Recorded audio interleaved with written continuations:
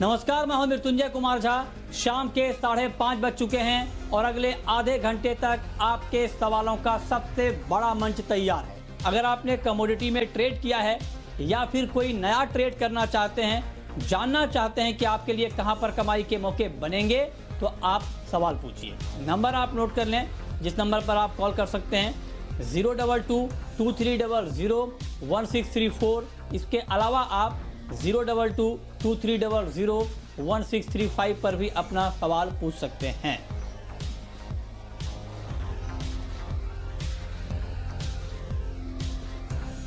तो सवाल जवाब का सिलसिला शुरू करेंगे, लेकिन उससे पहले बात करते हैं कि आज का बाजार रहा कैसा है।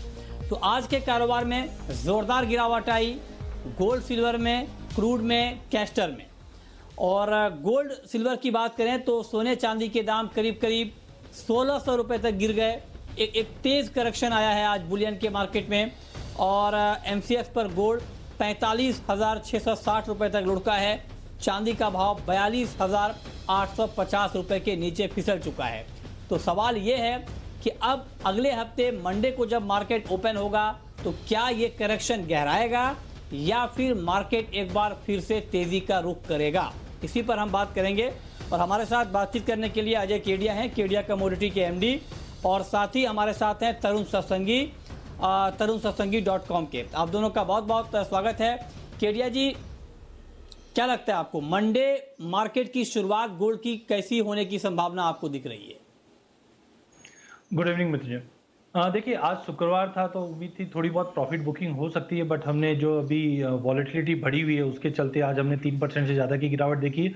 मॉर्निंग में जैसे डोनाल्ड ट्रंप के एक अपडेट आया था कि लॉकआउट कैसे ओपन होगा, उसके बाद हमने देखा कि कुछ मेडिसिन की भी टेस्टिंग प्रॉपर बता रहे हैं। उसके बाद हमने इक्विटी मार्केट में जो रैली देखा तो कहीं ना कहीं संकेत था कि गोल्ड में एक प्रॉफिट बुकिंग दे सकता है। बट अभी भी जिस ढंग से नंबर्स बढ़ रहे हैं और कंसर्न्स बढ़ रहे हैं, मुझे लगता है कि सोने में आने वाले दिनों में और तेजी रहेगी। एक टेक्निकल पुलबैक भी बन रहा था जो हमें लगता है 1680-85 का जो लेवल आया है, ये अच्छा बेस बनता हुआ दिखाई दे रहा है। तो मंडे मुझे लगता है कि 1700 का लेवल अगर ब्रीच कर जाता है तो फिर से हम 1720 से लेकर 1735 का लेवल इंटरनेशनल में, जबकि 46,500 तक के लेवल हम एमसीएक्स पे देख पाएंगे। ओके, तरुण जी, आप मंडे के गोल्ड के मार्केट को किस तरह से देख रहे हैं? कैसा मार्केट आपको लग रहा है? गुड इवनिंग मृत्युंजय जी। हमारा ऐसा मानना है जिस तरीके से लास्ट 3 डेज के अंदर रिएक्शन आया गोल्ड के अंदर डाउन साइड में, वो कंटिन्यू करना चाहिए। यूएस इकोनॉमी 1 महीने के लंबे लॉकडाउन के बाद में अभी रीओपन होने की बात चल रही है वहाँ पर, जैसे कि ट्रम्प साहब ने अनाउंसमेंट किया है।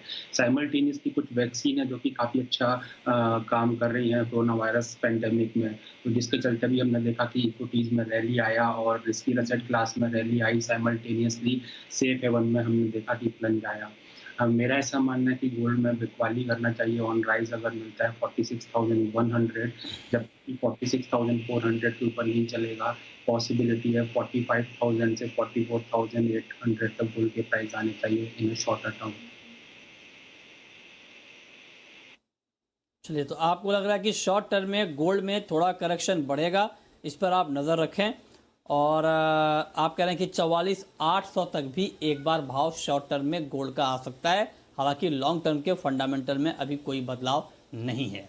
अजय जी, चांदी का मार्केट आपको कैसा दिख रहा है? बिल्कुल गोल्ड और सिल्वर दोनों कमोडिटी की एक ही चाल है और बिल्कुल एक ही लाइन पर मार्केट का मूव हम देख पा रहे हैं।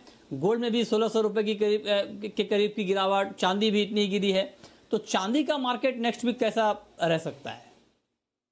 देखिए, मुझे लगता है पूरे ही प्रेशियस मेटल में ये हफ्ते में अच्छी तेजी देखी थी, तो कहीं ना कहीं एक विराम लगने की उम्मीद थी जो आज हमने सेशन में देख चुके हैं। चांदी में मुझे लगता है कि $15 का काफ़ी इंपॉर्टेंट सपोर्ट है। 1490 $15 के आसपास मिलने के बाद फिर से उछालेगा। जिस ढंग से बेस मेटल में रिकवरी स्टार्ट हुई है, कहीं ना कहीं बेस मेटल के चलते चलते चांदी को भी सपोर्ट मिलता हुआ दिखेगा। तो आई थिंक 1490 के करीब मिले या $15 के करीब भी मिले तो लेके चलना चाहिए। ऊपर में मुझे लगता है 1560 तक का लेवल इंटरनेशनल में, जबकि अगर डोमेस्टिक मार्केट की बात करें तो एज लॉन्ग एज 42,000 के ऊपर प्राइजेस होल्ड कर रहा है, आई थिंक ऊपर में वापस 45,000 से 46,000 तक के भी लेवल दिखेंगे। तो नेक्स्ट वीक भी मैं बुलिश हूँ सोने और चांदी दोनों में ही। चांदी में एक ध्यान रखिए, बीटा ज़्यादा रहता है, मतलब वॉलिटिलिटी ज़्यादा रहती है। अगर थोड़ा भी मोमेंटम हायर साइड का पकड़ता है और बेस मेटल में तेजी कंटिन्यू रहती है तो चांदी में मुझे लगता है ज़्यादा तेजी देखने मिल जाएगी अगले हफ्ते। ओके, तो आपको लगता है कि नेक्स्ट वीक गोल्ड के मुकाबले सिल्वर में तेजी ज़्यादा रहेगी? देखना होगा नेक्स्ट वीक और अगले 2 दिनों में क्या खबरें और आती हैं अंतर्राष्ट्रीय बाजार से, और उसका इम्पैक्ट भी मार्केट के ऊपर हम देख पाएंगे। लेकिन अब बात करते हैं क्रूड की। क्रूड का मार्केट पूरी तरह से ध्वस्त हो चुका है। एमसीएक्स पर कच्चा तेल रिकॉर्ड निचले स्तर पर है, ऑल टाइम लो पर है, और डब्ल्यूटीआई क्रूड का भाव 21 साल में सबसे कम है। बड़ी गिरावट क्रूड में हमने देख ली है। डिमांड के मोर्चे पर लगातार नेगेटिव खबरें आ रही हैं, और सप्लाई को लेकर खबर यह है कि ग्लोबल मार्केट ओवर सप्लाइड है और ज़ोरदार सप्लाई है। स्टोरेज की दिक्कत हो रही है ग्लोबली, और लोग ऐसे में काफ़ी डिस्काउंट पर क्रूड बेचना पसंद कर रहे हैं, स्पॉट में भी, इंटरनेशनली। तो अब मेरा सवाल तरुण जी आपसे ये होगा कि क्रूड का जो आज का लेवल हमने देखा है, क्या इसे एक बॉटम माना जाए, या आपको लगता है कि कुछ और कमजोरी अभी कच्चे तेल में बाकी है? आई थिंक अभी भी सेंटीमेंट काफ़ी वीक है। जिस तरीके से 3 मेजर बॉडी ओपेक, ईआईए और आईए के स्टेटमेंट आए हैं, उनका मानना है कि 2020 one of the worst year है क्रूड ऑयल के मार्केट के लिए। साइमल्टेनियसली देखिए, डिमांड ग्लोबल मार्केट में ऑलमोस्ट फ्रीज हो चुकी है, and at the same time जो ओपेक प्लस और रशिया ने जो अनाउंसमेंट किया था 10 मिलियन बैरल डे कट का, वो आई थिंक सफिशिएंट नहीं है प्राइसेस को कॉम्बैट करने के लिए। मेरा ऐसा मानना है, वैल्यूएशंस काफ़ी अच्छे हैं, लेकिन सेंटीमेंट अभी भी वर्स है। जब तक कि हम डिमांड साइड में इम्प्रूवमेंट होते हुए नहीं देखेंगे, जो कि ऑलमोस्ट अभी फ्रीज है, तब तक it's very tough to take a call कि मार्केट में बॉटम बन चुका है।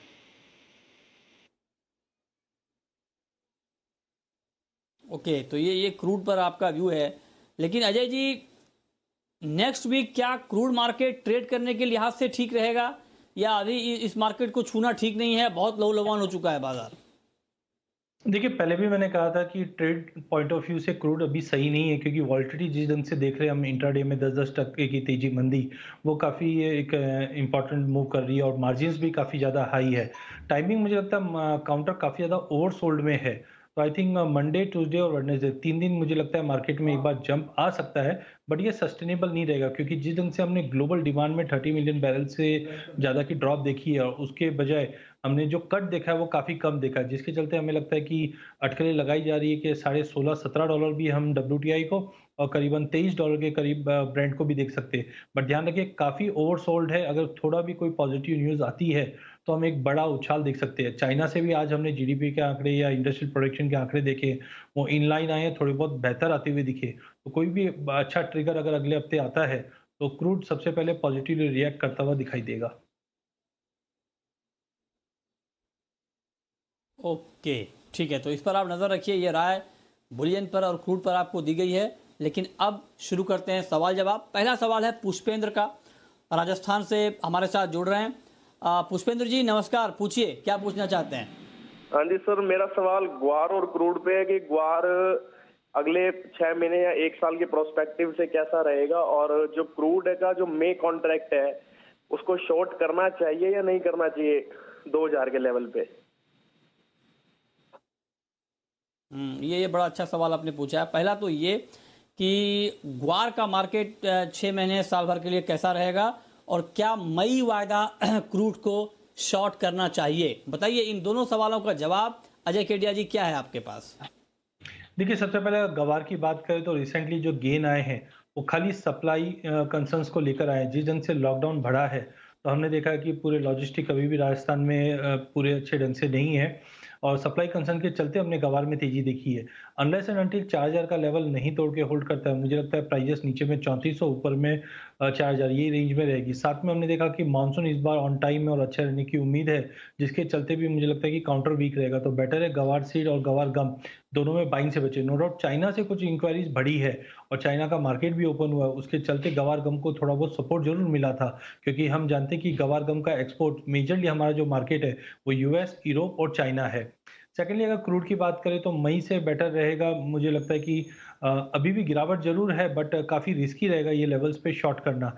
हमने जो क्लाइंट्स को सजेस्ट किए हैं, स्प्रेड अभी भी बेनिफिशियल है, जहाँ पे जून लेकर मई बेचा जा सकता है। अभी भी इनमें जो स्प्रेड है, मुझे लगता है करीबन 400 रुपये से ज़्यादा का स्प्रेड बेनिफिट मिल सकता है। ठीक है, तो ये राय आपके लिए ग्वार पर और क्रूड पर। अगला सवाल है नीलेश का, पूछिए नीलेश जी। सर नमस्कार, नागपुर से नीलेश पारिक बोल रहा था। हेलो हेलो जी जी बोलिए। सर नागपुर से नीलेश पारिक से गोल्ड में इंटरडे में सर क्या लग रहा है? हेलो कॉमेक्स में। हेलो गोल्ड में इंट्राडे में क्या लग रहा है, ठीक है, कॉमेक्स में, ओके। कॉमेक्स गोल्ड में तरुण जी अभी आप क्या ट्रेंड देख रहे हैं?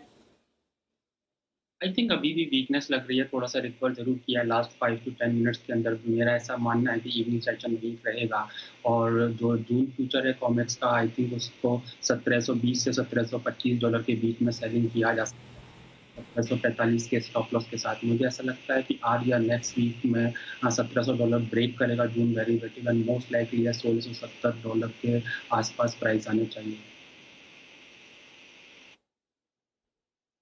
ओके, ठीक है। अगला सवाल है कैलाश का, सदलपुर से। पूछिए Kailash. Sir good evening sir. Sir crude की हालात बड़ी नाजुक हो गई है। अब क्रूड कितना नीचे में और जा सकता है, नहीं तो अप में क्या पोजीशन है? जैसे जैसे इकोनॉमी सुधरेगी वैसे इसका भाव तो ऊंचा होना चाहिए ना। तरुण जी बताइए, जानना चाहते हैं कि क्रूड की हालत बहुत नाजुक है, क्या ये नाजुक हालत बनी रहेगी, अभी और बिगड़ेगी हालत, या कुछ हालत या सेहत सुधरने की उम्मीद है? मृत्युंजय जी, मेरा ऐसा मानना है कि वर्ष ऑलमोस्ट इसके अंदर हो चुका है। हमने देखा है प्राइसेस ऑलमोस्ट सब्सटेंशियली टूट चुके हैं और ऑलरेडी 20 ईयर से निचले स्तर पर चल रहे हैं। बट मेरा ऐसा मानना है, जब तक कि हम नहीं देखेंगे कि कोरोना वायरस का जो स्प्रेड ग्लोबल इकोनॉमी में है तो वो रिड्यूस हो रहा है एंड न्यू केसेस नहीं आ रहे हैं, साइमल्टेनियसली डिफरेंट कंट्रीज अपना लॉकडाउन को ओपन करके इकोनॉमिक एक्टिविटी को बैक टू नॉर्मल करती हैं, वो टाइम एक ऐसा टाइम होगा जहाँ पर हम क्रूड ऑयल के प्राइसेस में सुधार आते हुए देखेंगे। टिल देन मेरे को ऐसा लगता है कि जो वीकनेस है वो एक्चुअली शॉर्ट लिव्ड रहेगी, अगर आती भी है तो, एंड वो सस्टेन नहीं करेगी। अनडाउटेडली वैल्यूएशन अच्छे हैं, हर कोई बाय करना चाहता है, बट ओवर 20% जो कैरी बिगेस्ट हर्डल है। वेट करें पॉजिटिव क्लूज आने का, द मोमेंट पॉजिटिव क्लूज आएंगे ठीक है। उस समय बात करेंगे तो शायद कैरी कॉस्ट का इतना प्रॉब्लम नहीं फेस करने को मिलेगा। ओके, अगला सवाल है अनुराग का। पूछिए अनुराग।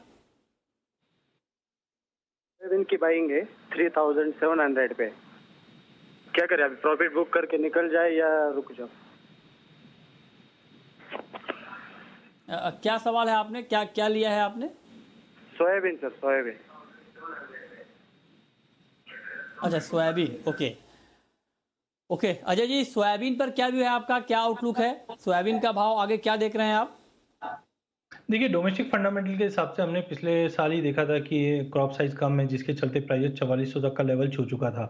अनलेस एंड अनटिल 4000 का लेवल नहीं तोड़ता है, मुझे लगता है 3600 से लेकर 4000 का दायरा है वो बिल्कुल मेंटेन रहेगा, क्योंकि जो मेजर इंडस्ट्री है अभी भी बंद है। बीच में अटकलें लगाई जा रही थी, कुछ क्रशिंग एक्टिविटी स्टार्ट हुई है, जिसके चलते प्राइस 3600 से लेकर 3900 तक आए थे, बट हमें लगता है वो चीज़ डिस्काउंट हो चुकी है। पोल्ट्री इंडस्ट्री अभी भी बंद है, डिमांड नहीं है एज ऑफ नाउ। इंटरनेशनल में थोड़े बहुत इंप्रूवमेंट हुए, बट ओवरऑल मुझे लगता है जब तक 4000 का लेवल नहीं क्रॉस करता है, इनको एक बार प्रॉफिट बुक करना चाहिए। फिर से 3600 तक का अगर लेवल मिलता है वहां पे री एंटर करके चलना चाहिए।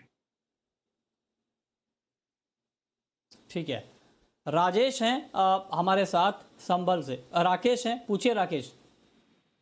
हाँ जी, मेरे दो सवाल हैं, क्रूड ऑयल पे और मेंथा ऑयल पे। हेलो, क्रूड जी, मैंने पूछिए। अगले मंथ का 2000 रुपए 5 लॉट बेच रखी है,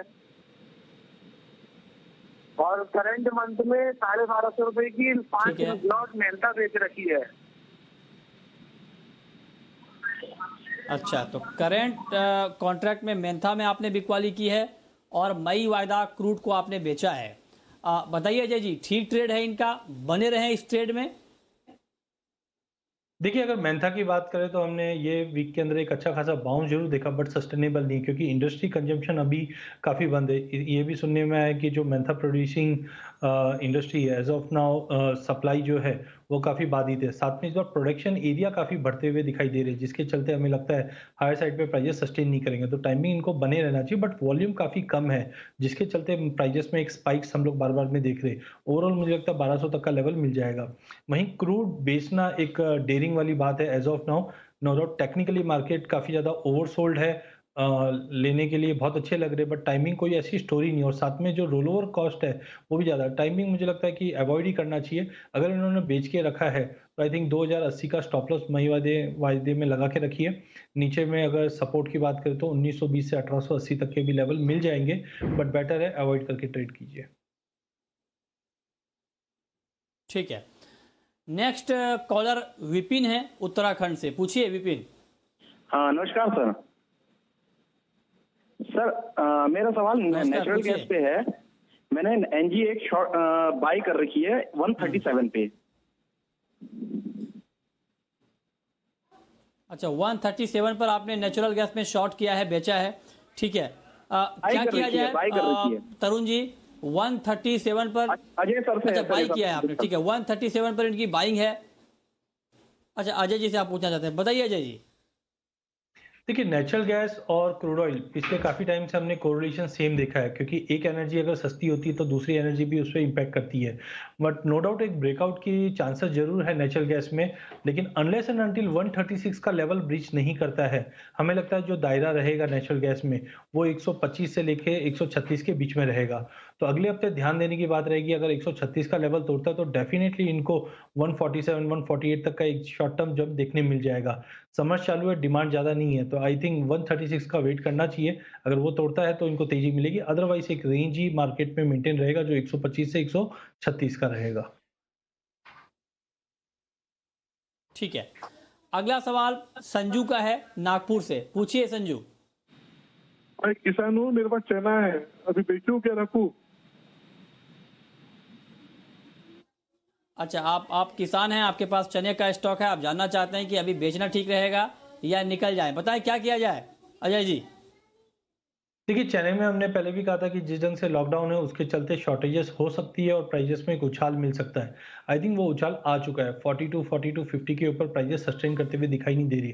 नो डाउट प्रोक्योरमेंट स्टार्ट हो चुके हैं, अराइवल्स आना चालू हो चुके हैं, बट जो सोशल डिस्टेंसिंग की वजह से जो अराइवल की स्पीड है वो काफ़ी कम है, जिसकी वजह से बड़ा फॉल नहीं आ पा रहा है। तो आई थिंक इनको एक बार निकल जाना चाहिए। मुझे लगता है सप्लाई काफ़ी पर्याप्त रहेगी, डिस्पाइट जो कंसर्न्स बने हुए हैं सप्लाई को लेकर। तो मेरे हिसाब से इनको निकल जाना चाहिए। 4000 तक का लेवल मैं देख रहा हूँ कि अगले कुछ वीक में वापस देखने मिल जाएगा। ठीक है, ओके, इस पर आप नजर रखिए। अगला सवाल है रवि का, इंदौर से। पूछिए रवि। सर ये 15-20 दिन में चने का लेवल क्या 3800 3900 4000 के अंदर दिखेगा? अभी हमने चने की ही इनफैक्ट बात की है। बताइए एक बार अजय जी फिर से कि 15-20 दिन में क्या 3800 3900 या 4000 का लेवल दिखेगा? देखिए, 4000 के नीचे जाता हुआ इसलिए नहीं दिख रहा है क्योंकि सामने क्रॉप प्रोक्योरमेंट भी चालू है और फार्मर्स को भी अच्छे प्राइस मिलने चाहिए। तो जिसके चलते मुझे नहीं लगता कि 4 के नीचे नहीं 4 के नीचे नहीं जाएगा। सेकंडली हायर साइड पे भी हमने देखा सप्लाई अभी धीरे-धीरे आना चालू हो गई, नेफेड के पास भी माल ज़्यादा है और गवर्नमेंट भी ये मेक श्योर कर रही है कोई भी एसेंशियल कमोडिटीज़ के भाव एक्स्ट्राऑर्डिनरी बढ़े नहीं। तो आई थिंक जो दायरा मुझे लगता है अगले 1 हफ्ता या 15 दिन का, वो 4000 से लेके 4250 के बीच में ही ट्रेड करेगा, अनलेस एंड अनटिल कोई नया फंडामेंटल मार्केट में नहीं आता है। तो बेटर ये रेंज के अंदर ही आप ट्रेड करते हुए चलिए। ओके, राजा राम हैं नीमच से हमारे साथ जुड़ रहे हैं। पूछिए राजा राम जी। सर गेहूं में क्या करना चाहिए, रोकना चाहिए या निकालना चाहिए? गेहूं में क्या करना चाहिए? गेहूं की हार्वेस्टिंग हो रही है, क्या किया जाए? अभी रखा जाए, आगे दाम कुछ बढ़ेंगे या ये बेच दिया जाए? अजय जी बताइए। देखिए, मेरे हिसाब से इस बार का जो प्रोडक्शन साइज है वो काफ़ी अच्छा है, यील्ड में भी इम्प्रूवमेंट थी। नो डाउट बीच में कुछ कंसर्न्स बने हुए थे कि जिस ढंग से जो मौसम खराब हुआ था, बट आई थिंक अभी अराइवल प्रेशर कंटिन्यू रहेगा। गवर्नमेंट काफ़ी सपोर्ट कर रही है, तो आई थिंक शॉर्ट टर्म में मुझे लगता है कि प्राइजेस में अपसाइड थोड़े लिमिटेड ही रहेंगे। जो दायरा रहेगा 1900 से लेकर 2050 के बीच में रहेगा।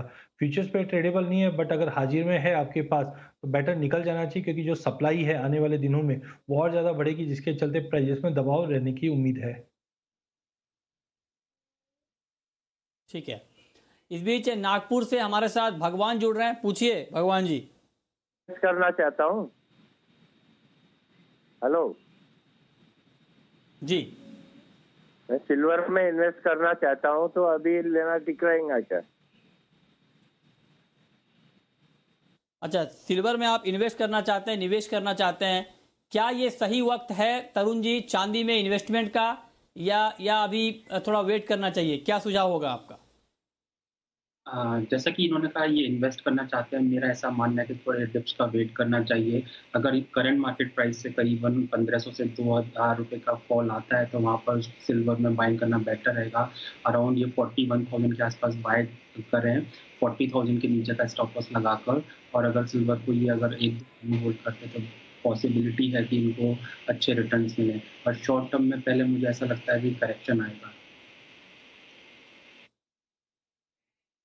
ठीक है, सचिन अग्रवाल हैं हमारे साथ। पूछिए अग्रवाल साहब, क्या पूछना चाहते हैं?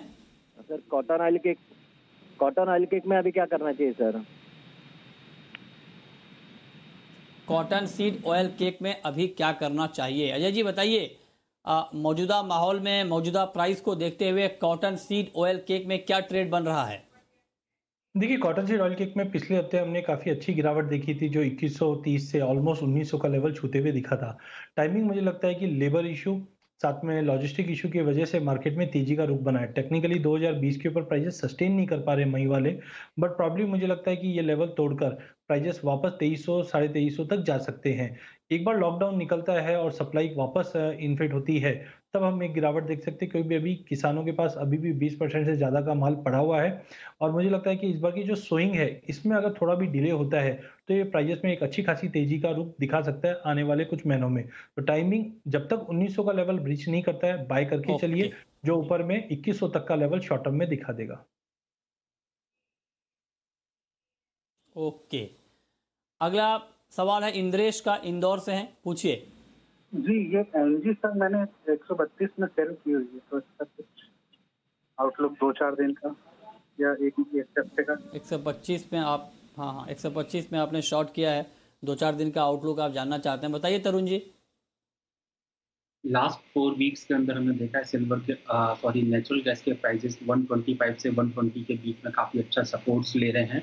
साइमल्टेनियसली 135 से 140 के बीच में रेजिस्टेंस फेसेस कर रहे हैं। जब तक इस रेंज में रहेगा, आई थिंक 120-125 के बीच में जब जब नेचुरल गैस के प्राइस आते हैं, बाय करना बेटर रहेगा। 135-140 के बीच में प्रॉफिट बुकिंग करना बेटर रहेगा इसके लिए।